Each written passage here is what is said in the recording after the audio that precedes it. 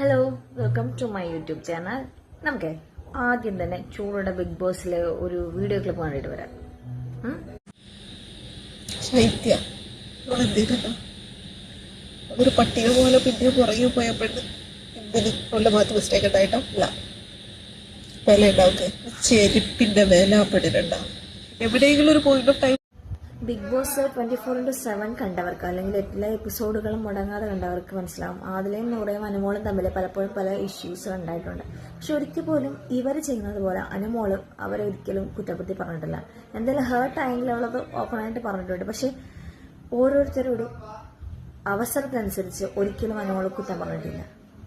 ഇതിപ്പോൾ ഇത്ര ദിവസം എല്ലാം മറന്ന് അഡ്ജസ്റ്റ് ചെയ്ത് ഇടക്കിടക്ക് എന്തെങ്കിലും പ്രശ്നമൊക്കെ ഉണ്ടായിട്ടുണ്ടെങ്കിലും നിന്നിട്ട് പെട്ടെന്ന് പുറത്തുനിന്ന് ഔട്ടായി പോയവർ ഗസ്റ്റായിട്ട് വന്നപ്പോൾ ഭയങ്കര മോശമായിട്ട് അവർ എന്തൊക്കെയൊക്കെയോ വിചാരിച്ച് അനുമോളെ മൊത്തം കുറ്റം പറയാണ്. അത് മാത്രമല്ല, ഇത്രയും ഒരു വേസ്റ്റ് ആയിട്ടുള്ള ഒരു ഗസ്റ്റ് എൻട്രി ഇതുവരെ ബിഗ് ബോസിലുണ്ടായിട്ടുള്ള അത്രയും ലോക്കൽ ചീപ്പ് ആളുകളാണ്. അനുമോൾ എങ്ങനെയൊക്കെ ഡിഗ്രേഡ് ചെയ്യാവോ അങ്ങനെയൊക്കെ അവർ ഡിഗ്രേഡ് ചെയ്ത് തളർത്തിക്കൊണ്ടിരിക്കുകയാണ്. എന്താണ് ഇങ്ങനെയെന്ന് ചോദിച്ചു കഴിഞ്ഞാൽ അറിയില്ല. അത്ര മോശമാണ്. ഇത്ര ബാഡ് ഫ്രണ്ട്സ് പോലും ഉണ്ടാവില്ല ആർക്കും.